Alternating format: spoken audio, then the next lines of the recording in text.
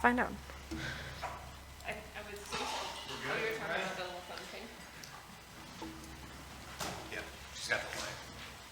The light on. I'd like to call to order the Planning and Zoning Commission meeting for August 4th, 2021. Roll call. Errol, Here. Butke, Here. Kuhn, Lunsky, Matichek, Reichert, Here. Sandy, Schumacher, Wastick. We have a quorum.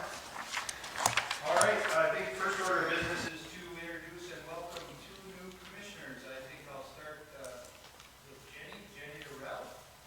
Thank you for joining us. Anything you'd like to say?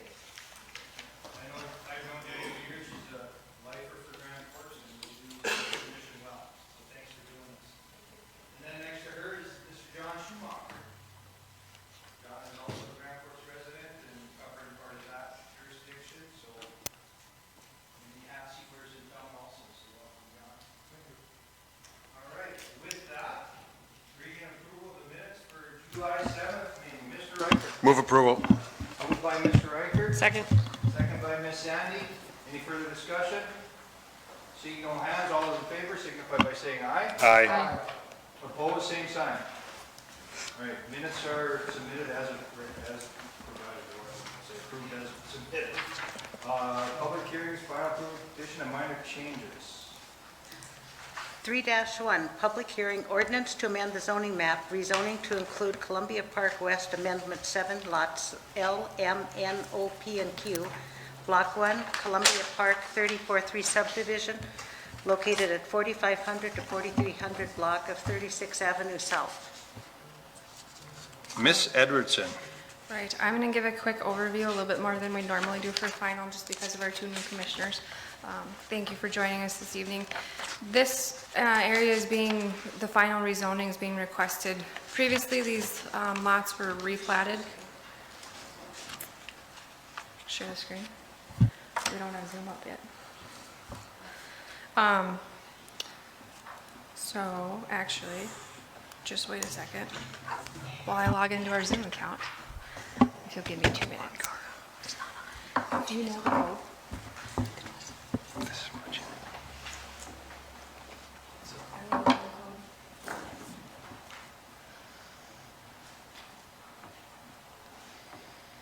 So we'll see if I can multitask tonight. We previously replatted these lots and ended up, when we combined these lots, ended up, as you can see, with 2 rezonings on the property. 2 rezonings causes complications for them down the road in terms of title commitments and things like that. So this zoning is requesting to clean this up and allow for the use of contractor shops for these lots as well. So B3 commercial would be allowed, which is your standard 32nd Avenue, South Washington commercial corridor, plus contractor shops. So that's the basis of it. If you have any questions, I'd be happy to answer them. All right, any questions? We will have a public hearing on this. Usually we don't have this much technical difficulties, we have more. Keep it light anyway.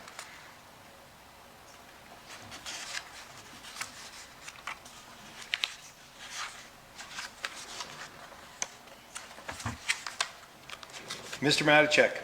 Just a quick question. I didn't get the chance to drive back there. Are these buildings already there, or is there going to be something built there? Mr. Matichek, there are buildings. There's not on the replatted properties. They are currently vacant. These would be for future redevelopment. Matt Construction has developed cold storage buildings on their facilities, which would be north of this lot. But these southern lots do not have structures. There's one pending under review for storage. So there'll be contractors' offices, basically? They would have the option. The current pending Okay. one is for cold storage. I didn't think there was anything back there. I haven't been back there for a long time, so. Nope. Thank you. Yep. I guess at this point, I'll open up the public hearing. Anybody who'd like to step up to the microphone, address item 3.1, please do so at this time. Seeing no one, I'll close the public hearing, bring it back to commission. Mr. Reichert. Move approval. Moved by Mr. Reichert. Second by Mr. Kuhn. Any further discussion? Seeing no hands, call for vote. All those in favor signify by saying aye. Aye. Opposed, same sign. All right, 3-1 carries. 3-2. 3-2, public hearing ordinance to amend the zoning map to include the Beacon PUD Lot 2, Block 2 Renewal Re-subdivision, number 5, located at 710 First Avenue North. So there should be a code about Miss Edwardson. Yep, still working on joining the Zoom.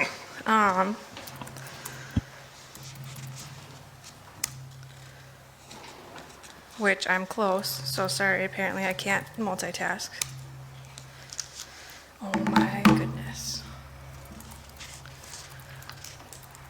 So this next item, we're downtown for the lovely Beacon project. And we're looking to do the final rezoning for this as well. Plus the following, the subsequent item is the replat.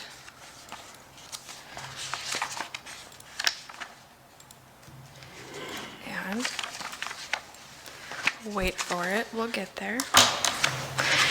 So last month we had discussed the introduction of this project. We're going to be looking, and the developer is also here again to talk to it. We have a few updated renderings for you this time around. The Beacon project, it will be 3 mixed-use buildings with a plaza in the middle and a surface lot as well. Last month, we gave a preliminary overview of how it kind of fits on site. A big discussion last month was the signage element, and so you can see that rendering here in terms of scale in relation to the buildings and the size of the complex. Close, I logged in. We'll get there.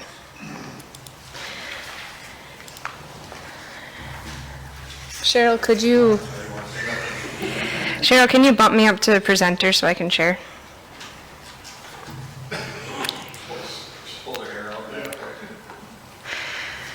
It's okay, I might do it on camera. But. You see why I still use paper?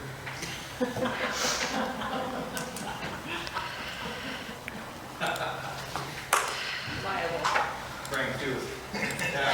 Okay. EAPC has spent a wonderful amount of time updating these renderings, so we'll be sure to showcase them tonight. So hopefully now everybody can see it at home in the room. We'll go from there. So again, this first building that they're coming with. 8th Street to orient you is here. Looking this view, First Avenue kind of curls around. You can barely see Demers Avenue, and then 8th Street kitty corner cuts back over here. So last month, there was a lot of discussion on the video board element of the signage, and so we had them put the rendering up to give you the scale and impact, because it's a little bit hard to tell when you just talk 225 square feet. It's hard to visualize that. So hopefully this rendering does a better job of kind of showcasing that in relation to the complex. With that, what's changed from preliminary to final approval has been some of the details within the PUD, which again outlined the signage elements. Digital has to be on a dimmer, limited to that square footage, as well as looked at some adjustments to the setbacks to make sure there's some flexibility to work through the site plan review process. They can get closer to property lines, can't get any farther away than what they've currently submitted, so which fits in line with our downtown standards. So with that, that's a general overview of what's changed from preliminary to final. Our new commissioners, if you have any questions seeing this for the first time, please don't hesitate to ask. And then the rest, I could stand for any questions. Developer is also here. Okay. So I guess I'll take questions from the commission first before we open a public hearing. So anyone? Mr. Budkeek?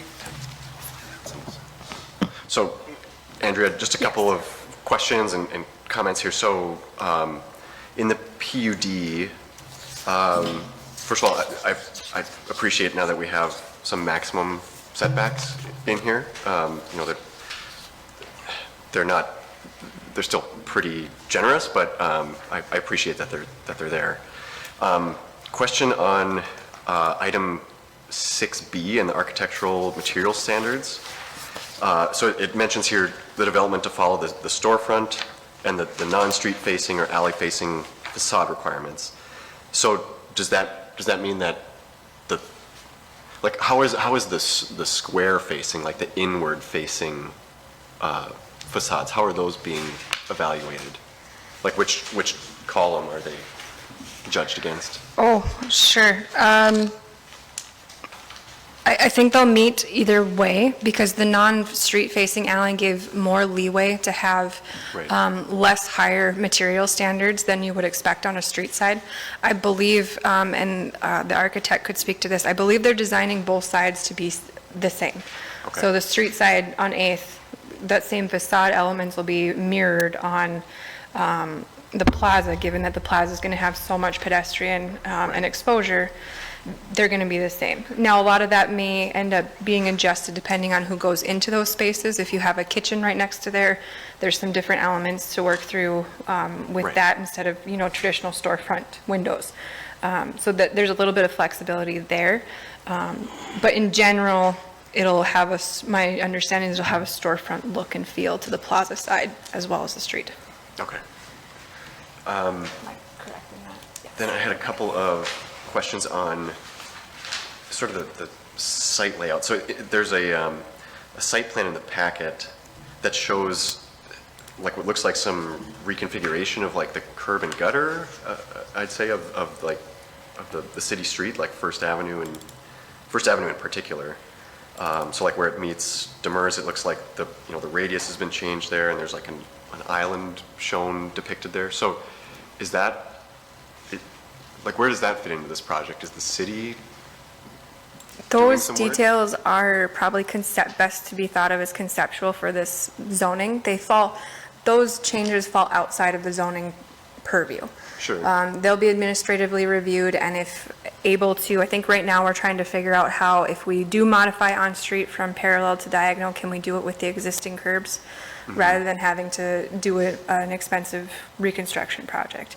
I think conceptually, the developer would like to see as much on-street as possible, and so they were showing diagonal just to kind of to show the possibility, but those final details are still to be worked out. Okay. And then my last question is also in that PUD document. There's a section on it's paragraph 8, off-street parking and loading, and then E. So it says the development is to follow the parking and access standards, the landscape treatment, screening requirements, interior lot landscaping, pedestrian connection, and parking lot layout requirements. So my read of that means that the parking will be screened, right? That parking lot, that's the large parking lot on the east side of the site will be Right. screened with like the architectural style fencing that's depicted in the, Right, I think the design standards talk about like a wrought iron look fence with maybe some masonry or landscaping instead. So yes, the screening of the parking lot will be part of the site plan review process. okay. Great, thank you. Okay, any other questions before I open the public hearing? Not seeing any hands, I'll open the public hearing. Anybody in the audience would like to step up and address item 3.2, please do so at this time. Please, come forward. Just state your name and address for the record. Sure.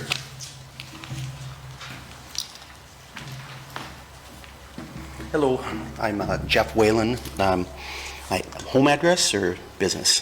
Business is fine. either way. Business, I'm with Whalen's Moving and Storage, 900 First Avenue North. Basically, when looking at the drawing, as we see where the First Avenue North angles down to that southeast corner, just H&B Sound is right there on the corner. Bill's Photography is right across the street, and we're just off the screen.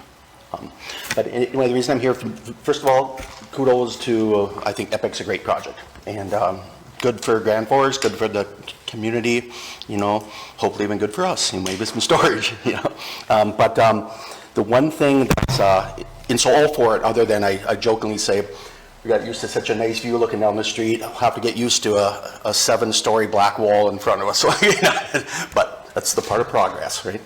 But the parking, I know parking's always, is an issue downtown and all of that. Unfortunately, and I'm just regarding the parking on North 8th Street there, it makes business undoable for the businesses down on First Avenue North. We are down there Hyde Construction is down there, and Americall Manufacturing is down there. Richard here is from Americall too. And the reason I say undoable, it's doable the way it is now, parallel parking, which spent a lot of time measuring out there. Right now, there's about 25 spots for parallel parking. Changing it to the slanted gives about 35, so about 10 more spots, changing it to the slanted. The problem is you know, most of our trucks, and I know Richards and Hydes as well, are straight trucks, your regular, you know, like a little bit bigger than the largest size U-Haul you'd see. But there's considerable, I'm sorry, but there's considerable big semis that come in. And when I say semis, like in the relocation business, these drivers, it's quite a life. They live in their truck, so they spend a lot of money on it, and they put in sleepers on their trucks. So it's kind of like your typical big semi you'd see on the road, but sometimes even more so. Sometimes they have double beds, so their cab is not only just a day cab, an extended cab with a single bed. Some have double beds. They'll even have a shower and that type of thing. So very big. That being said, even without that, even a typical sleeper need every bit of room the way it is right now to make the turn from either direction. Coming from Demers Avenue, most of the drivers will come in off the interstate, come in on Demers, and then turn left on North A Street, and then turn left again. The way the parking is now, it can be done safely, and it is. There's a few feet to spare, zig out a little bit and get in there. But with the slanted parking, and you're probably all aware of this, from being on the committee, is, with the, again, from a lot of measurements we've been doing right now with the parallel, the outside of a vehicle roughly would be about 8.5 feet from the curb. With the slanted, a typical vehicle, typical car, you're talking about 18 feet. And if it's people drive pickups, if it's a pickup truck with, I'm talking, a full box and an extended cab as people have, that's about 19.5 feet. And that's not long, it's longer than that. They're about 21.5, but at the slanted, it come to 19.5. So going from the 8.5, which it is now for parallel parking, to, because there will be those pickups parked anywhere, 19.5 feet, we lose 11 feet of width of that street. 11 feet less, changing it to parallel parking. Unfortunately, that it's great that they could get 10 more spots, but it shuts down our business. It's just not doable. Yeah. Sorry. Is that just on the areas south of your entrance, or is it the north as well? North as well. It's a good question. I'd say 75% of the time from south, because most drivers are going to come in, if they're coming on the interstate, or even on Highway 2, they'll get to Washington Street and come down. So most would be coming up from Demers, but I'd say 20% maybe. Does that sound about right, Richard? 20-25%? In fact, we were even talking about some drivers get lost, and if I could give you $1 for every time I got a call from a driver say, I'm near this place called the Red Pepper. Can you tell me where? It's pretty common. And so with that being said, they'll go around town and then they will come down, that way. So probably some 80-20 maybe. So it is both ways, and so it just needs, it turn in from the north or the south. What about that curb bump out on the south? The curb bump on the south. I'm not sure what we're talking Yeah, the one about. on the corner of Demers and 8th. Looks like Could we you, got a... I was just gonna, could you use your clicker and show where we're at here? Oh, okay. Oh, about that, thank you. So that's, okay. And I didn't even, I'm just going by the picture. Okay. And I guess from a staff perspective, we don't want to design the street layout tonight on the floor. I think what we've heard is that it's a very large concern, significant concern for his operations and probably for additional businesses who have semi-traffic too, that we need to consider when we reevaluate whether or not that's possible. It could be that it stays parallel. Because we're not deciding that. No, that will be engineering to work through the specifics of the lane widths and the possibilities. And so I think... I just want to find out all of his concerns. Yep, 'cause- absolutely. Yep. Yep, I But I just want to make sure, I don't want us to design the street layout on the floor. No, because we don't have that authority. Sure. And I was aware that this, I wasn't sure if this was the right place not to, but I thought, well, it was a start and, Yep, and the way it was worded. It's a place to get heard, sir. Yeah. Right. And that's the purpose of this. Sure, thank you. So the bump out, just from looking at the drawing, I take it, what does it come out? It looks like it comes out a little bit further than the lines do. I mean, it's hard to tell from the drawing, but, I think in practice, the bump outs are typically the width of the parking length. So if it's 19 and a half feet like you're referencing, I don't know that it would be a full 19 because it's angled, but you get this. I get that, yeah. yeah, that could pose, this is a naive question, but what's the purpose of a bump out again? Is that, just generally speaking? You don't drive right in the side of a car coming around the corner?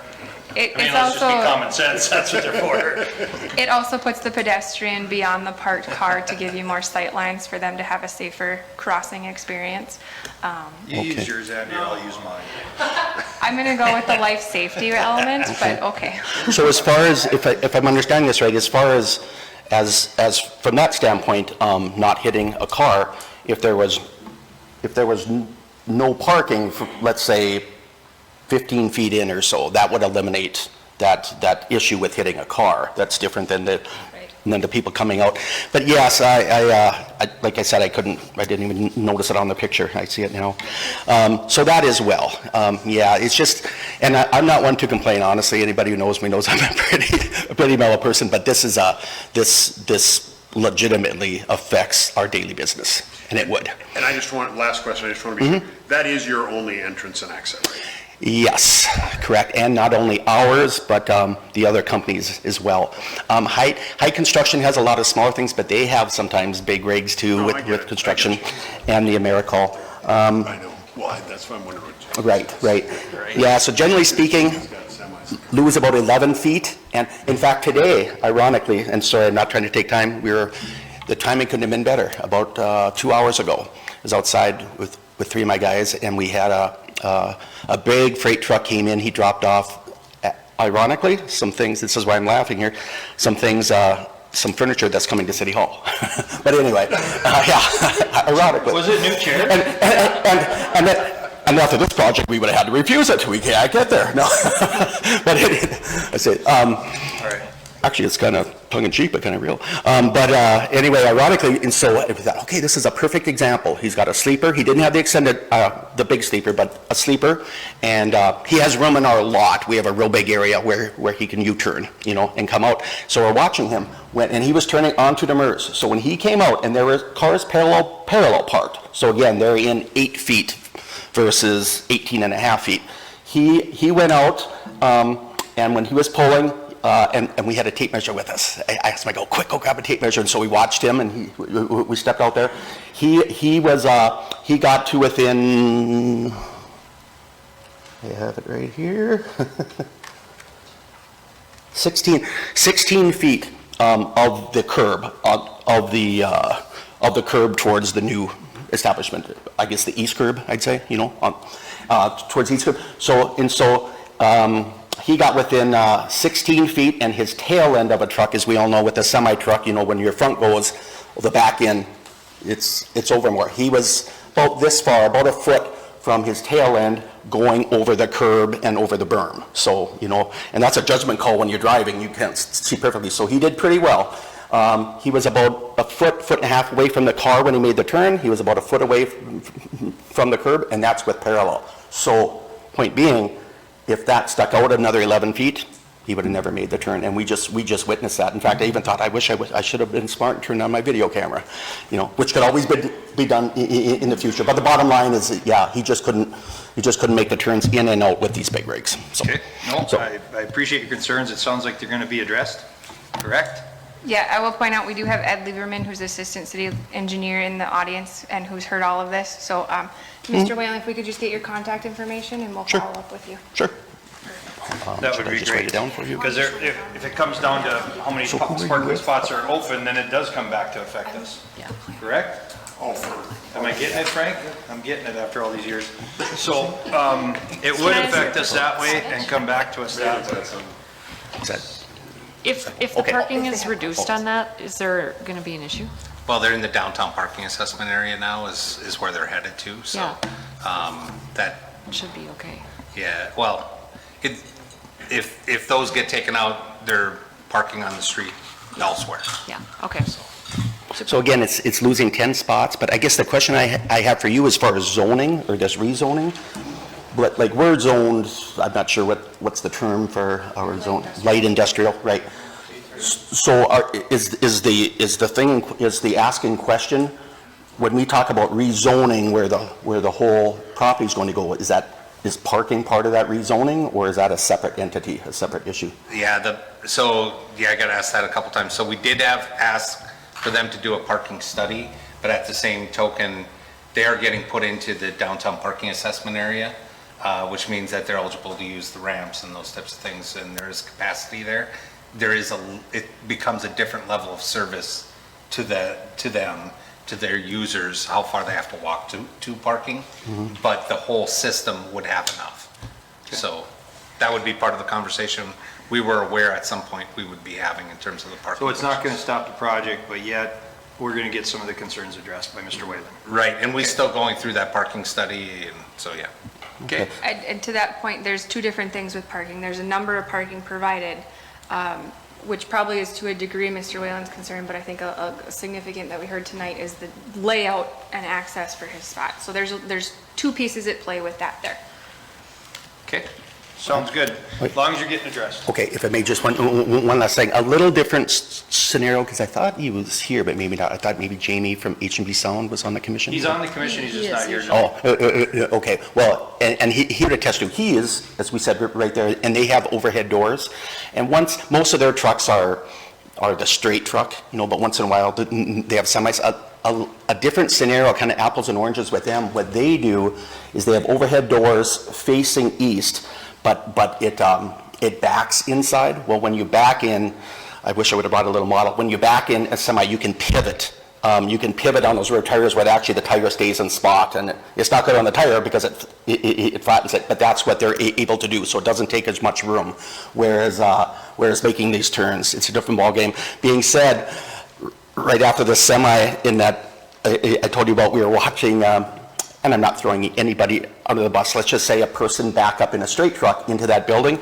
He used every bit of room that he had, every bit of room in a straight truck, in a 26-foot straight truck, because he pulled up and angled up, and then to back in, it comes out, and he was within 2 feet of the cars, which if it moves, it's 11 feet out. So anyway, thank you for your time. All right, thank you, sir. I think at this time I'll close the public hearing. If anybody's got anything else, bring it back to the commission. I'll move approval. Who was that? Megan. Second by Mr. Reichert. Any further discussion? Seeing none, all those in favor signify by saying aye. Aye. Opposed, same sign. All right, that is 3-2. 3-3. We'll be, Dash- oh, sorry, go ahead, Jane. What's that? We had to break them apart. Item 3-3, public hearing, fast track replat of Lot 2, Block 2, renewal re-subdivision number 5, located at 701 First Avenue North. Ms. Edwardson? This would just be the replat of the Beacon, splitting up the properties so that each building is on its own lot, the plaza's on its own lot, as well as the surface parking lot. So the replat's pretty standard, so with that, I could answer any questions for that as well. Okay, any questions before we open the public hearing? Mr. Reichert? Why? It's pretty common for most complexes to split it up per building, just for liability reasons. You see one LLC owning Building 1, LLC 2 owning Building 2. We've seen that in the industry. And then also there's the fact that the city will be owning the public plaza as per the development agreement. So that in itself has to be split off. Thank you. Good enough. Mr. Budke? Do we or the public get to find out any more of the details of the development agreement? The development agreement, I believe, is going to City Council August 16th for final approval. I, to be honest, haven't personally read it, but it would be disclosed at City Council for somebody to go and find and review. Okay. Okay, any other? And I should add on to that, that is an agreement based off of the TIF financing, which is City Council driven. So that's why it did not come before this body, because this doesn't fall under the jurisdiction of this body. Perfect. Okay, I'll open the public hearing. Anybody in the audience like to step up and address item 3.3, please do so at this time. Seeing no one, bring it back to the commission. Mr. Reichert? Move approval. Second. Moved by Mr. Reichert, second by Ms. Sandy. Any further discussion? All those in favor signify by saying aye. Aye. Opposed, same sign. 3-3 passes. 3-4. 3-4, public hearing ordinance to amend the zoning map to include North Congressional PUD, concept development plan amendment number 3, located in the 800 block of Thames Court. Mr. Brooks? Okay, I'm going to quickly move over to our site here. So we're out on, well, let me move back here a little bit. So Interstate's over here on the east, Gateway Drive just off the north of the map. Here's Thames Court for those who aren't familiar with it, or here's West Walmart, so we're kind of in that area. Congressional Housing, I think most people refer to that, North Congressional Housing over here. We went through preliminary approval last month, but kind of filling in everybody. There's 10 two-family lots that were over here in the middle of the neighborhood. I think all of these have been built up now. There's one remaining area. Those 10 lots, they're looking to do 2 8-plexes on that area. When we came before you last time, and for our new members, it's typical to say, okay, let's have go to a neighborhood meeting, try to inform them, answer their questions, and then come back to us for final. And that happened. We had the meeting, I want to say, now the date escapes me, but July 20th, it was a Tuesday night. It was lightly attended, but we had a lot of people who were in support. They want to get their neighborhood kind of finished off. I was a little surprised that that was mostly support from those folks, but they did kind of want to get to their point where their neighborhood kind of got finished off and the construction got done. Since that point, I've had a few more people ask for the Zoom link tonight. I think they're on as well. So I'm not too sure if we're going to hear support or not, but there may be some more people at the public hearing portion of tonight. But from our perspective, currently it's R3. That was the original setup. It was a multifamily setup in this area. That R3 kind of accommodated a lot of the 5-plexes that are in this area. And it's kind of hard to see with all the information on our GIS, but as I kind of zoom in, these are 5-plexes with the garages behind. That matches what's being done or had been done over here. So this is a 2020 air photo. That's complete. I think they'll be going to final on this one here pretty soon if they haven't already started. And a lot of these twin homes are obviously done in this area here. So it's the last piece in that neighborhood. The driveways will come out for 1 8-plexes over here, and the other one will access the 8-plexes on North 53rd Street. I'll pull up some of the design elements. Here's what they're going to look like. So they're 2-story high, front-loaded. Like I said, there's going to be a front-loaded units on the interior, which is at Thames Court, and then the other units will be front-loaded onto North 53rd Street. So these are going to be like 2 4-plexes back to back. That's how you're going to get those 8-plexes. So that's the one example. I'll pull up the other one here as well. Just a little bit different design. And that would be it for the examples there. So with that, I'll entertain any questions that you may have. And as I said, that there's actually a couple folks here I know through Zoom that are going to be for the public hearing, as well as perhaps some in the audience as well. So we'll try the best we can on the Zoom stuff too, but we'll just start with the commission. Any questions from the commissioners before I bring it out? Are they going to make impervious soil or surface and all that? So the impervious on this one's going to about, I want to say it was about 70%. With an R3? That's what the PUD is asking for. So they are amending to go up to 70%. So yeah, it's higher than typical R3 would be in the, I want to say 50 range. And this one had already gone higher than that. So in this in this area, they were already going up a little bit higher. They do need to go through and do the pond and take care of stormwater with engineering, same way everybody else would. The concept's going to be definitely much more dense than before. Overall number of units increasing by 6, from 10 up to a total of 16. Okay, any other questions before we open the public hearing? See any right now? I'll open the public hearing. Anybody in the audience like to step up and address item 3.4, please do so at this time. Seeing no one, we'll bring it back to the commission. Anyone? I think there might be 2 people on Zoom too. We should, Yeah, I don't know. I'm sorry, I rushed you. I didn't see it. How are we doing this? Anybody on the Zoom land, I'll leave the public hearing open, would like to address this item, please do so. Are these units going to be rental property, or are they homes for sale? Please state your name and address for the record so we can get you on. Don Larson, 5291 9th Avenue North, right across the street from Thames. Jane, did you get that? One more time on the address, sir. 5291 9th Avenue North. Okay. There'll be rentals, sir. Okay, go ahead. Mr. Larson, ask your question again. Sorry I interrupted you. The question was, will these be houses for sale, or will they be rental units that will be rented? They will be rather than rental. sold? They'll be rental units, sir. Is that in line with the original plans? I don't know if ultimately the previous plan, I think there's a lot of rentals already in that neighborhood. I'm just not too sure how many. I haven't gone back and tried to find out, how many we'd have to check, see how many of the utility bills match the address of that location. But I do know that there are some that are rentals currently. They may own that particular unit, but they are rentals. The buildings that have been put up so far in this Thames Court, the ones like you're talking about, they're just finishing, was my understanding that they would be sold to people rather than rented. Am I wrong about that?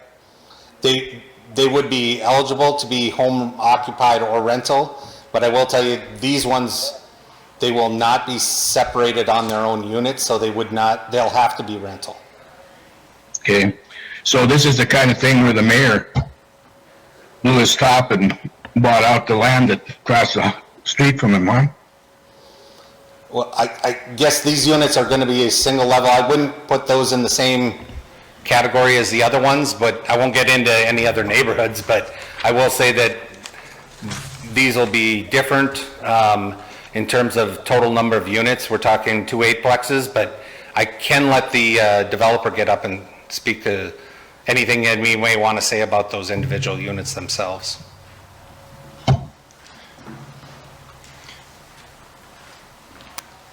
Yes, this is Mark Kuhn, 4575 32nd Avenue South. Is there any particular questions or your concerns on the rental portion of that, Don? It's my understanding that it wouldn't increase the value of my property to have a bunch of rentals across, like an apartment building would be particularly unhealthy for my property value, and I'm not so sure about this as well. Yeah, so the units we're building that you're probably seeing over in that development right now are 5-plex units. We're selling those individually because they were parceled. They were parceled as, we kind of kept the city's plan there. With this property now, it's kind of on a goofy corner, and it doesn't work for twin homes just to continue that on. That would make the most sense. The lots are so narrow that it almost makes it, you just won't be able to get the unit and follow the requirements of the city. So what we're looking at doing is combining them, having the same look that we're building over there, which is hopefully increasing your property value, not decreasing. This is a $3 million project here with 16 units on it. This is fully landscaped, sodded yards, similar in fashion to what we've built over there in the past. So we're not looking at hurting. We want to continue the development on the track we're building now, not building it, to a low standard at any means. You've seen what we've done over there, I'm guessing, Don, right? I can look out the window and see it. In fact, I can point my computer differently, and you can look out the window and see it. Yeah, no, and we're just trying to improve the area, honestly, and this is just something that worked better to finish off this area. Okay. I guess, any other concerns? Anybody from the commission got anything? Miss Megan, Miss Sandy? So what is the purpose for making this change? Making the change from 10 lots. From 10 to 16? From 10 to 16. Basically, it just doesn't work with the 10 lots it is now. They're really tiny lots that go into bigger lots. So we're using the acre parcel, are we at an acre? Something around an acre to do the 16 rental units to finish this off. We wanted to keep the same look we had currently over them. And it made the most sense to do these 2 eightplex units and have a finished look. Can you show that plat again of the lot lines? And was the plan originally to have the access on 53rd as well? On those lots, yes. Those lots did have that access? Yeah, so once you pull up the plot map here, you'll see everything is a detached unit right now with garages facing 53rd. Okay. Oh, there we go. Hopefully you can see that. Is that what you're looking for, Megan? The site plan kind of? Yep. Okay. Well, no, I was looking for the, Yeah, just GIS. Oh. That I could have done easier. Sorry about that. that was taking you a long time. Okay. So, but those lots are bigger than the lots that have the 5 plexes? So yes and no. The northern lots, yes, and that's where it looks even weirder. Once you start setting up duplex units on this, everything becomes more apparent as to the looks of it. Finishing out, to the south here, you can see how these duplexes look. Access off to 53rd. The farther north you go, basically, especially these top 2 lots, it's going to be such a oblong area. The distance between the unit and the garage is going to be... So they would just have a larger yard? Yeah. It's not that it's not buildable that way, it just would be a larger yard? No, that's where you get into the It's the bottom lots. Yeah, the southern lots, you get extremely tight. We'd be over impervious, and honestly, So are you gonna build similar, because are those the same size as the existing lots that already have? No, they're narrower. So as you get into the curve here, it does tighten up a little bit. And that's where it becomes, so far you see everything down here is rectangular lots, and we made it work on this first bit of the curve. But as you continue on, we would be down to, there was a few lots where it was 14-foot garages and things that just aren't what people are wanting to buy, basically. And what we're finding out is, what is it, 2 of these are rental units right now? 3 of these units? Yeah, there's handfuls of rental units over in that area. These eightplexes, like I said, we wanted to keep the uniform look of how we had the 5-plex units. We like the looks of those buildings. We think it increases their property value, not hurt them by any means. And by building tiny little home, duplexes there that are 16 feet wide just wouldn't help that area. And you can't do the 5 plexes over there? We run into issues with backyard, it's like 15 feet. Is it my understanding, do I understand correctly, that irregardless of the size of these units are going to be rental? Is that true? We would have either option. I think even on these eightplexes, we'd have the option to sell them or rent them, condo them out, right? Or no? I don't know how you're going to get separate services. Yeah. Yeah, it would be tough, I think, Don, to put them as a sellable. But the 5 plexes are individually sellable, right? Correct. Okay. Yep. And those are all sold. A lot of them are. Okay. And I guess as we purchased our house some 11 years ago, we were under the understanding that the Thames development would be for affordable housing that could be purchased, not rental property. Is that, did we misunderstand that, or is there something that's changed? Ryan, you want to? Yeah, the city can't control whether somebody buys a property. I think the difference here is if somebody buys a lot, like on those existing ones, they can turn around and rent that out to somebody else. This will definitely be, as I understand it, because they aren't following up with the replat, I don't think it can be done to do separate services here. This is definitely going to be rentals, but I just want to make sure that everybody's aware there already is rentals in that area. But it's not a rental complex, I think that's what That's everybody's correct. struggling with. That's correct. You know, if I buy a house and I rent out my house, that's a different deal than if I put up an eightplex. I'm Well, not the- against the project, I'm just saying that's kind of what I'm hearing the struggle being. If I buy an eightplex, I'm buying an eightplex to rent. If I buy a house and decide one day to rent it out, that's my, you know what I mean? Yeah, the main thing I think I want to say is that the fiveplex won't look any different from the street than the eightplex, only because you're looking at 4 on each side.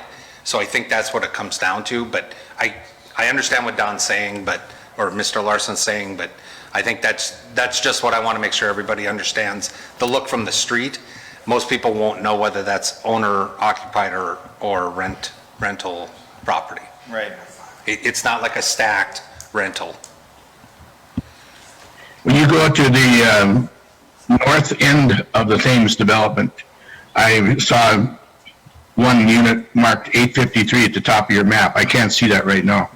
But if you go to the north end, are those rental properties up there? Are you talking this northern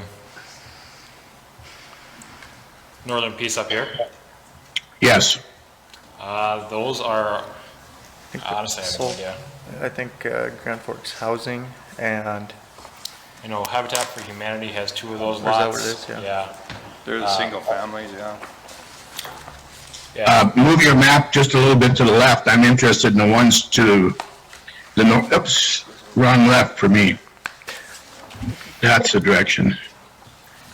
Are you talking these 4? 951, 953, are those rental or are they? I don't know. Yeah, honestly, Okay. I'm not sure.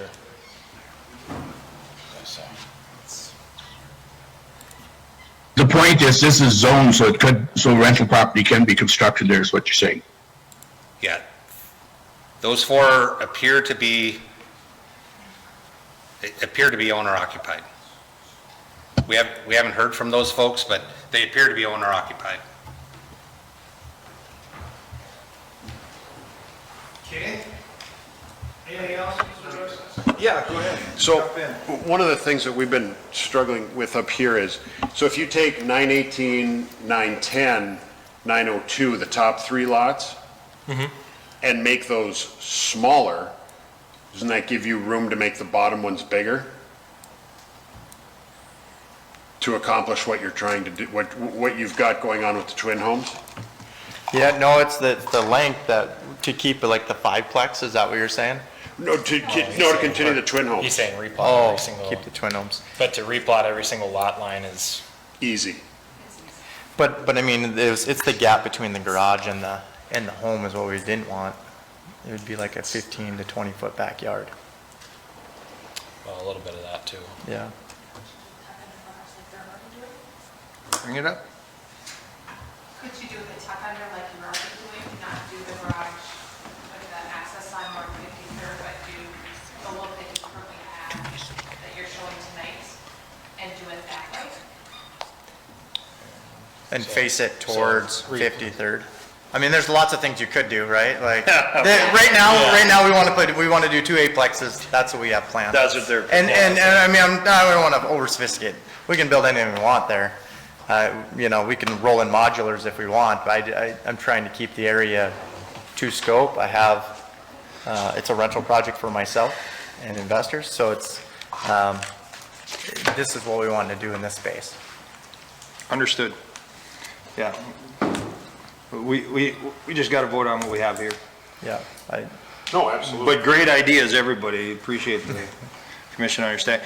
Is there anybody else in audience, including Zoom audience, that I just want to double check I don't miss anybody. I've done it before. I would like to address this item. Okay, not seeing anybody, I'll close the public hearing, bring it back to the commission. What say ye? Any other questions too? We got Mr. Brooks here, we got the developers here. Mr. Brooks? Mr. Budke? Oh, sorry. Sorry, I saw him first. I didn't raise my hand, I just blurted it out. I'm used to that. I think it's great that we're offering another sort of housing option in this neighborhood, so I'll move to approve. Thank you, Mr. Budke.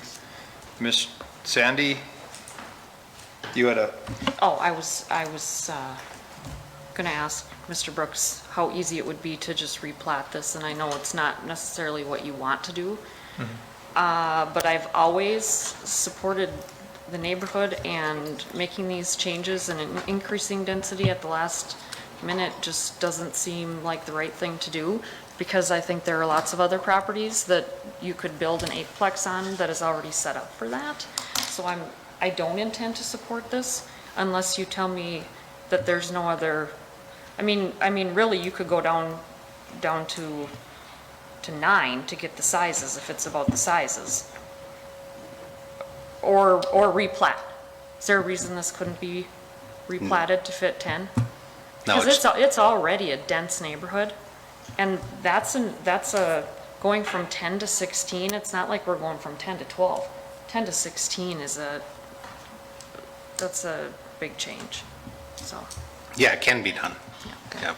thank you. okay. We have a motion on the floor, I guess. Don't have a second. I don't have a second. Dies for lack of a second. What's that? It dies for lack of a second. Yeah. You're correct. I just was making sure everybody knew what was going on. The motion will die for lack of second if not seconded. So then I think I will move to not approve. Moved by Mr. Reichert to not approve, second by Ms. Sandy to not approve. Any further discussion? I'll call for a vote. All those in favor of not approval, please signify by saying aye. Aye. Opposed? Okay. Motion denied.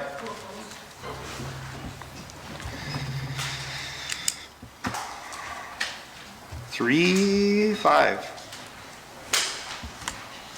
Item 3-5, sign appeal for the Grand Forks Fire Department located at 1200 Demers Avenue to allow for an electronic message wall sign.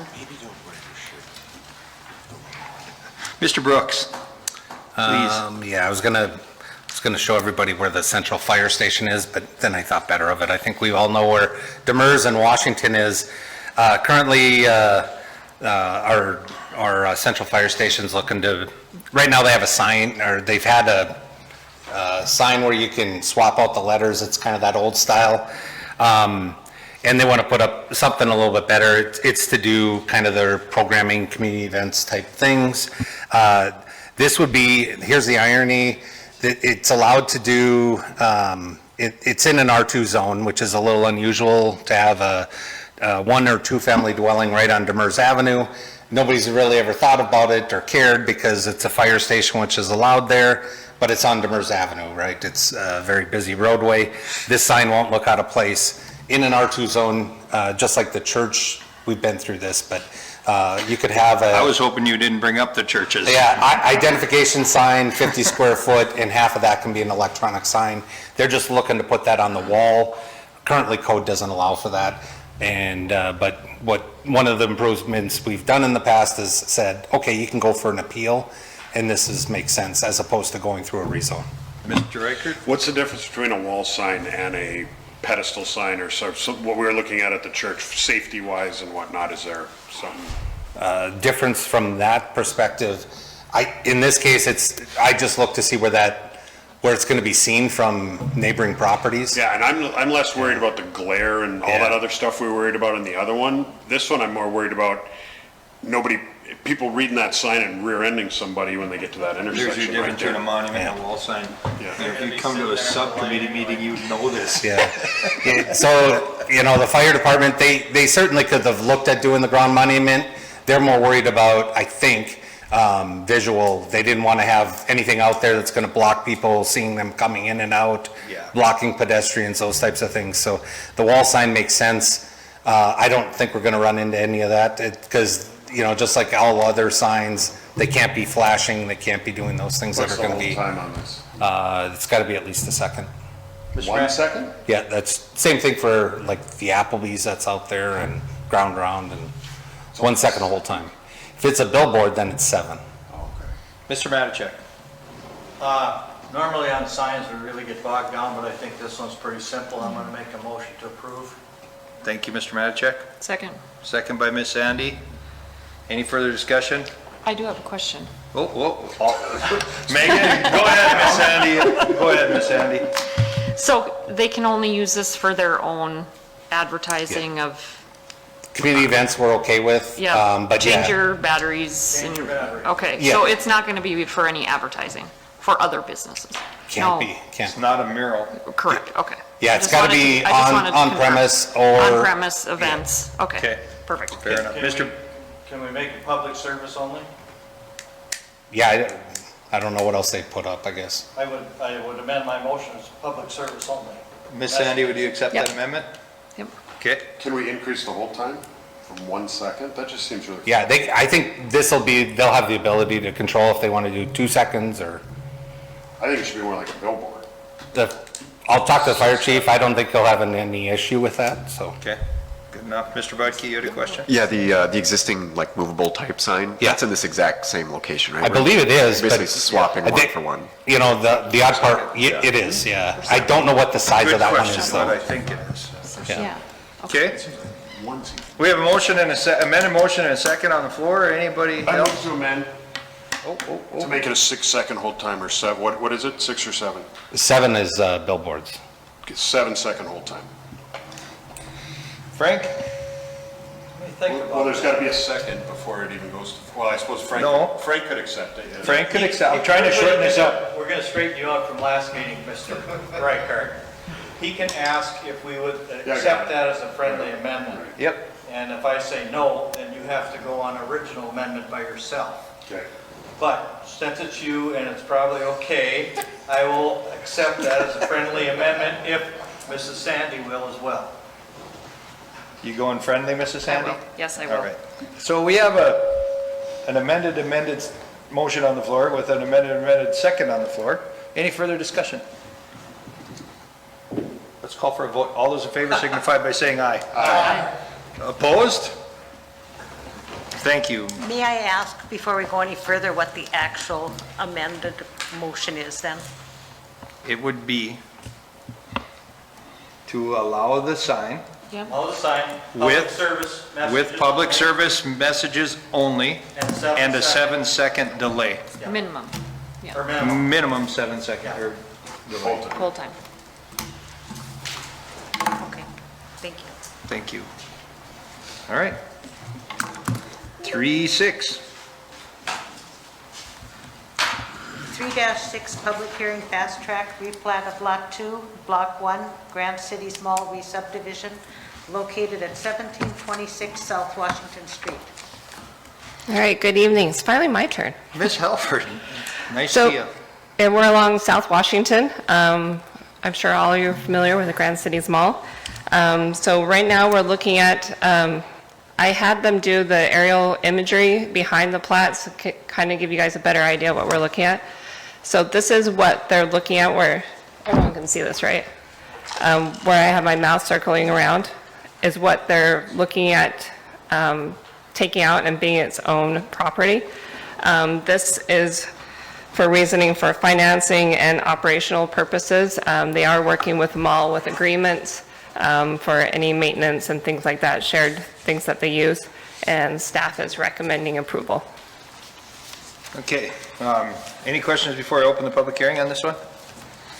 Not seeing much. Open the public hearing. Anybody like to step up to the microphone and address this item, please do so. All right, not seeing anybody. I'll close the public hearing, bring it back to the commission. Mr. Reichert. Move approval. Moved by Mr. Reichert. Second by Mr. Kuhn. Any further discussion? Seeing no hands, all those in favor signify by saying aye. Aye. Opposed, same sign. All right, 3-6 passes. 3-7. Item 3-7, public hearing, fast track replat of Medical Park 6-3 subdivision located at 1200 South Columbia Road. All right. Mr. Budke. I've asked to be recused from this item. My employer is the architect of record on this. So moved. Second. Second by Ms. Sandy. That's all we need. Thank you. I think we decided that we didn't need to vote on recusals. You're set. Ms. All right. Holbrook. So now we're looking over at the Altru Hospital site. This is something that we saw come through back in 2018 with COVID and a bunch of other things that happened. The plat as well as construction halted. So now it's coming back. It's just cleaning up the site as well as carving out a spot for the new hospital area. So now staff's recommending approval. I can definitely answer any questions you might have. There's also a public hearing on this one. Any questions before I kick it out? Not seeing, I have one. If I remember right, just because of my job too, we did do a conditional use permit for that temporary parking lot. What happens with that? Do we need to extend that at some point with COVID and everything? That'll be coming back. Quite frankly, we dropped the ball. That was done June 30th. We just discovered that, but it was too late to get it on this agenda. So June 30th, 2021 is when that expired technically. So yeah, we need to come back before you next month. Okay, no, I just thought of that too. So with that, I'll open the public hearing. Anybody in the audience would like to address item 3-7, please do so at this time. Address the parking. Steve Swanson, AE2S, 4050 Garden View Drive. The temporary gravel parking area, you know, they said it expired and stuff, but we're back in design, and design is going to go on through September and October. And after that, we should have a pretty good idea on what kind of a time frame it's going to take for construction and everything. So I think the earliest we'd probably get it back on would be the November commission meeting. As far as the rest of the just to update that temporary parking for the gravel parking, extending the date out for removing the gravel. We should almost, I'm looking at Ryan the same way, we should almost extend that date out anyway, because we're past it. And yeah, neighborhood was told June 30th it would be done. Okay. Maybe not to design, but we at least need to let them know and then have, you know, extend it out to some period. We may not know the exact period, but believe me, it comes up once in a while. Yeah, I think we need to come up with a date. Okay. That may have to be extended again. Yeah, if we have to extend it again, I agree, that's not a big, it's not a big deal, I think, if we extend it again, but I think just for record, we should, since we're past. No problem. Thank you. Okay, with that, we'll close the public hearing, bring it back to the commission. Mr. Reichert? Move approval. Moved by Mr. Reichert. Second by Ms. Sandy. Any further discussion? All in favor signify by saying aye. Aye. Opposed, same sign. Looks like 3-7 passes. Communications, preliminary approvals. Item 4, nothing. Item 5, reports from the planning department. We just have the land use plan update. So we have Scott Harmstead with SRF here tonight to give you an update. They've been working hard the last few months. Last time you saw them was back in May, they gave an update. Since then, a survey went out. We had about 900 people participate. So we're really happy with that number. Around 200 of them were students, so that was good that we were able to capture that audience as well. There was also some focus groups that we had. We went over amenities, housing, infrastructure, and economic development. So, well, I'm not going to take all of Scott's fire, but he'll give you a quick update. Thank you very much. Okay, can I go to presentation mode on this? Yeah. All right. There we go. Okay, I was told to try to keep this at 15 minutes in respect of everyone's time, and we're towards the end of the agenda. So yeah, Scott Harmstead with SRF Consulting. We're about halfway through the land use plan update, and I'll try to provide as much context as I can for the new commissioners as well. This is just an overall timeline. We're in the middle column there under the growth development tier update piece of it. And right now, we're really in the thick of the land use analysis and what are the needs for future land use, future development, generally speaking. And like Stephanie said, we just are coming off of a community survey, which is pretty successful, and the first round of focus group discussions. So a little bit more on the survey here. It was open for almost 2 months. We also did a special reach out to senior organizations to try to get input from them. It was hard to get input from generally the older population, but we did get a decent response. And the other one that's not on here, we did do a special reach out to the Air Force Base, and that was helpful as well. I think this, especially in the green, was kind of the targeted population. She mentioned UND had great response, but also 30 to 50, that age group was pretty well represented too. Very happy about that. Really, these are the population groups that are the future of the city. So I think in the end, that's a great thing. I mean, this is a 30-year plan, 2050. So who's going to be here in 30 years? Got to think about that as well. Just a little bit more on the survey, who we touched on. The colorful graph on the side, right side, is all the different wards. We had a pretty good spread as well throughout all the different wards. Income levels too, obviously it's a little bit skewed maybe on the end towards the college students with no to little income, but it's also generally in the middle pretty good too. Very happy about that. And then tenure, pretty good spread of people who've lived just like college students, just a few years maybe, all the way to those over 20 years. So again, happy about that spread as well. Just going to give you some takeaways. We are going to soon be posting the survey summary there's a planned website, which I'll provide at the end, but I'm just going to provide some takeaways from the survey. Also takeaways from the first focus group discussions. Okay, so, Stephanie mentioned those topics. But really, I think in general, the idea is a lot of people think, especially those age groups think Grand Forks still has a small town feel. And they want it to stay that way, and they want it to continue to be family friendly and be more family friendly in the future. A lot of that has to do with a focus on the need for quality of life amenities. It has a lot to do with what you do and with what these folks do with planning and zoning. So basic services, grocery, medical services, family friendly amenities, parks and recreation is big, and an attractive community from an amenity standpoint. A lot of support for high quality jobs that can support families. Housing, I think none of this is probably news to most of you, but a lot of support for single family housing, but really in general, mixed use, townhome, condominium housing, really a support for diversity of housing in general, I guess. All of the above. And then support for innovative zoning that gets us there to providing a diversity of housing types. A lot of this too, a lot of desire for neighborhood level design that is thinking beyond the car, that is focused on the pedestrian. And a lot of that, you think about that, it's focusing on what's family friendly. Well, it's neighborhoods that don't have such wide streets, that have sidewalk space, good access to parks, paths, things like that.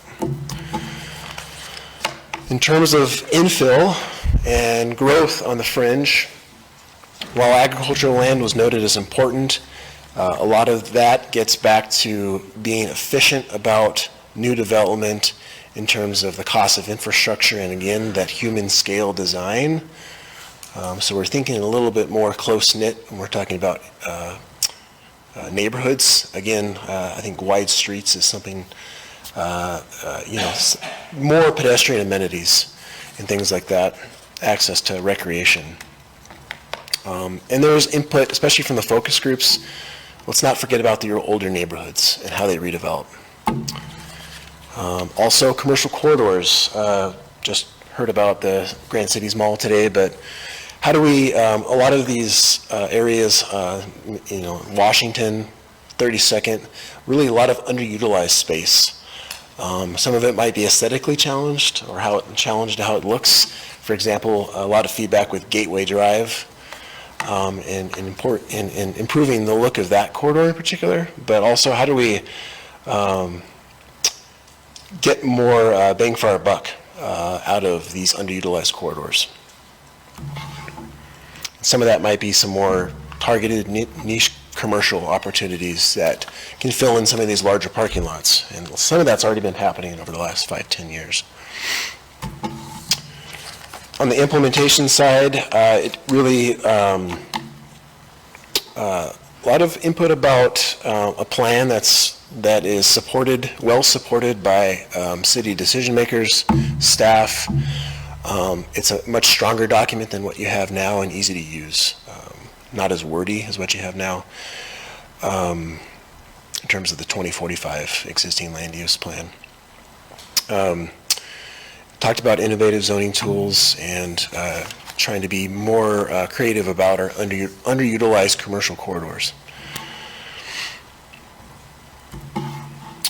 This is some data for you. There was a handout I believe you all got. You're probably wondering what the heck this is. This has to do with when we look at development opportunities, we look at what's not developed. So we look within the city at infill opportunities, so vacant land within the city. We look at on the fringe areas that have already been identified as growth areas. And we divided this up between the city, within the city, it says that on there. Islands is county islands. There's still some significant amount of county islands surrounded by the city. And then these tiers are these growth areas. So there's a tier 1 that's more immediate, tier 2, tier 3. So we have a breakdown of we looked at, we converted that vacant area to what does that mean in terms of residential, industrial, commercial space, and how does that translate to the amount of people, population you can fit on that area that's not developed, or the jobs that you could fit in that area that's not developed, or the housing. So that's what this is on this sheet. So within the city, we're showing that you can still fit over 2,000 people, for example, over 1,000 units, and just less than 5,000 jobs within the city based on what is not developed within the city. And that's not even including what's underutilized, like these really big parking lots that aren't utilized, or like malls that could be redeveloped, for example. County islands is shown there, and then the tiers are all shown there. So what is all this saying, really? Looking at our projections, we have a range of projections for population all the way out to 2050. It's a big range because it's a long time period. But really, the population capacity for what we could fit and what's already planned and what's not developed within the city and around the city, we already have plenty of capacity. So what this is saying, we don't need to add more than what's already shown in your current 2045 future land use plan. It already shows plenty of future development on the fringe. It already shows, and then there's, in addition to what's already provided or already there, is infill opportunity in the city. So what we're going to be looking at here in the coming months is how can we shift around what you're already showing in your current plan for future development, shift it around to best fit the needs of what we're seeing today and into the future. Yeah.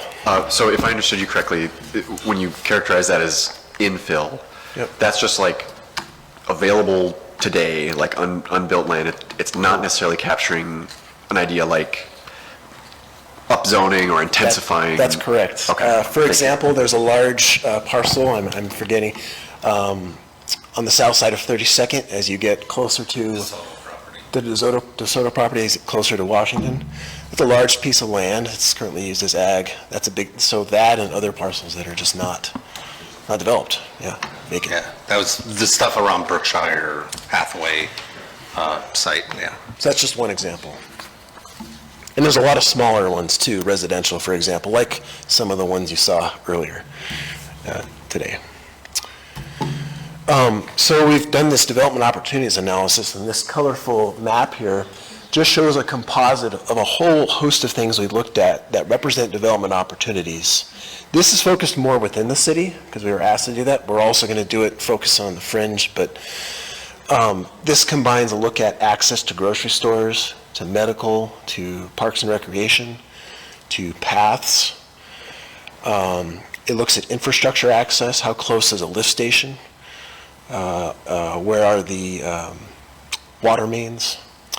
So transportation, infrastructure, community services, and amenities are all combined in this composite based upon basically a quarter section of land. So you can see the darker areas is where there's just more amenities and better access to those. And then we looked at infill opportunities, and this is a map that depicts where some of those opportunities might be. This is really it's an early draft, but this is where we're headed. The pink jumps out the most. Those are corridors that we're seeing as really underutilized. The obvious one is 32nd.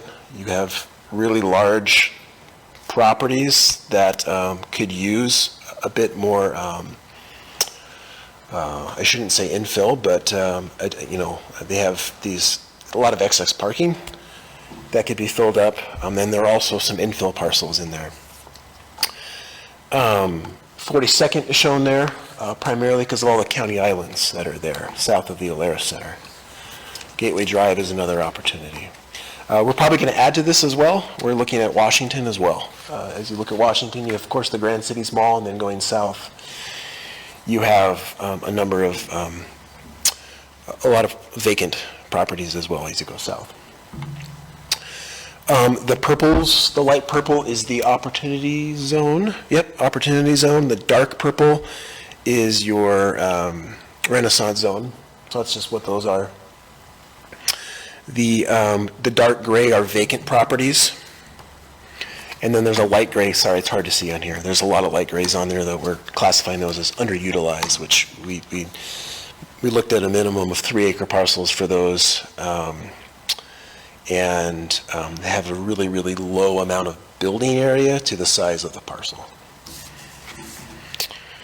Sometimes auto sales will show up on those, but we don't necessarily anticipate those changing, but that just with how that's determined.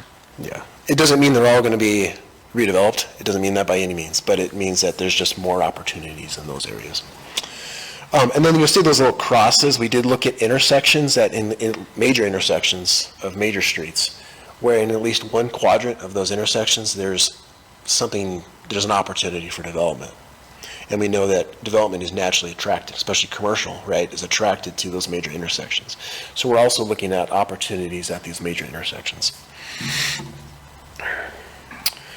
Just some example of what I'm talking about with what does underutilized mean. Again, 32nd Avenue. Here's the mall, and we're showing what was just recently developed. The Blackmore Apartments is a great example of a development that took advantage of infrastructure in place, sewer in particular, proximity to a lift station pretty close by. And then we're showing in the light purple more opportunities, just an idea of what could potentially be done, right, to fill in more of that space. Here's that DeSoto property over here, by the way.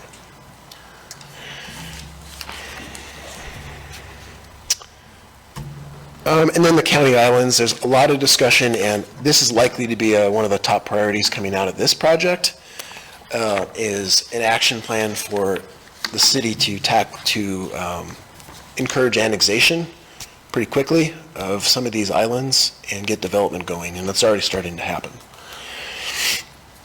especially south of the Alara Center. So, with that, I'll just say that, heads up, in a month from now at the French Fry Feed, we're looking to have our next engagement opportunity, community engagement opportunity. That's really usually a well-attended event. Hopefully this year that's the case. And we can get people to, we'll have a booth to stop by and provide some input. And then we'll have another virtual input opportunity at that point as well. I don't have the website on here, I'm sorry, but I believe it's, if you just Google Grand Forks 2050 Land Use Plan, it'll come up very easily. So that's available as well. Any questions for me? Okay. Thank you. Yeah. Good job. Great. Mr. Rick? Move to adjourn. Other business? I have a question. Mr. Matichak. I'll try to make it quick. No, thanks for doing that. It seems like every time that we need a use in a particular zone or something, and we don't have it as a listed permitted use, it only shows up when somebody comes in and they want to develop something and put it on there and a use. And I guess what I'm going to here is, I'm not trying to be wild about this or anything, but I went through the code and I couldn't find anything about aquariums or petting zoos. And I guess my point is that, do we look at that ahead of time, or we just wait for somebody to come in with a location and then add it to the whatever zone they're in, a B3 or a B, whatever it is? Is that? So, yeah, there's a couple things in code. You're not going to find every use. If we find it similar enough to another use already in there, then Well, like a petting zoo, you could get with the circus, a permit, stuff like that, that's in the code. But like, you know, things like an aquarium, there's nothing, I couldn't find it, maybe it's in there, I didn't see it. Yeah, the way they're going to be running this aquarium is very similar to what's already allowed within a B3, so I didn't see it as a zoning issue at all. So in terms of going in within that mall. It won't be listed as a permitted use then? You won't find it listed. I'm not looking to go back to the B3 and add it as a use. I mean, I don't know if it's B3 or what it is, I really don't even know. Yeah, or B2 or B3, I'm sorry, it's a B2 there. We weren't looking, actually, I think it's B3, but we weren't looking to go back. We were saying, yep, you can have those in a shopping mall. So the question hadn't been asked of us, but I didn't see it as something to draw attention to, because... Well, the reason I ask it is because stuff like a veterinary clinic comes to us. There's other uses that come to us, and we have to eventually put them in a zone or make them a permitted use. Not always. Like I said, if we see that it's similar to an existing use, specifically small animal vets were allowed within in the zoning where we looked at that. So that tells me a large animal vet. We've got that cleared up now, but I mean, before, you know, we got into that a lot. Yep. That was kind of a gray area, where they could go and stuff. So. Yeah, there's a lot of uses that aren't listed in here that are in town and within a zoning district, and either we say it's similar to an existing use, because there is that in here as well, and if there isn't, then if we think it rises to that level, then we bring it before the planning commission to say, we don't think this fits close enough to this district, or we think that you guys need to have, at least bring some thought to it to say, should we add it, or do we think that this is similar enough? And in this case, at least with the aquariums, we didn't see that as rising to that level. But I'm happy to have, to have that discussion if you'd want to, so, or if people want to shoot me something that says, yeah, we think we need to look at this, then let me know. Okay, thanks for that. We have a motion on the floor. No, So I've either been removed from the sign committee, or we haven't met for a long time. The latter. We haven't had a long, when we have items come up that we shoot to that committee, then we have those meetings, but we haven't done one in a long time. So I just feel like we're seeing signs again. Lots of signs. We talked about a couple meetings ago, revitalizing it and having a meeting. Probably, we talked about potentially doing a wholesale sign. That's what we were talking about. Code review. We just haven't done that. Probably potentially looking at, this could be the tail end of the land use plan of what other things in code we need to look at, and signs could be on there as well. Okay. So. I'm wondering with Epic now getting that sign, will signs be looked at differently? in downtown or just around downtown? And should that be discussed? Or South Washington? I think that sign was turned down that Newman wanted to do, which was no more noisy than some of the other signs that have been approved, and so maybe we need to talk about that before more of them come. I don't remember the Newman one getting turned down. We gave approval, I think, but we can certainly take a The look. one at the lighting gallery, did that go to council and get approved? No, that got turned down. That was turned down. Or did it get bypassed? We turned it down. Yeah, I'd have to go back and take a look. at the lighting Council gallery. approved it? They were gonna come back, I think. Yeah, I think they got with another approval. location, but I don't know that there was another location, so. Then it council might- approves. It We might got be ran nice to over. I talk think about. council approved that. I think. Did they?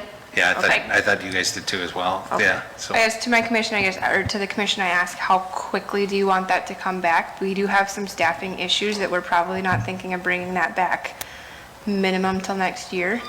But if I know signs keep coming up and the sign committee keeps being brought up frequently during the meetings. I just want to check expectations and timelines if I think next year is With acceptable. the land use plan on your plate right now, you Right. guys probably have enough.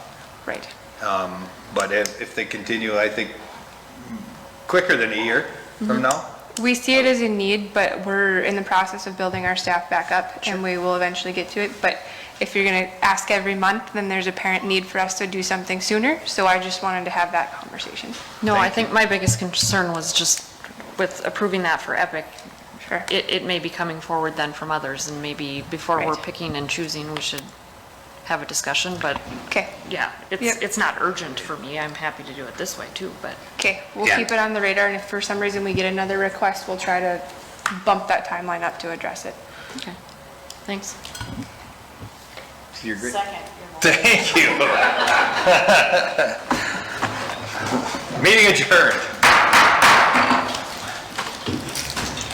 Megan, when we did do that sign, though, we did tie it to the public space. So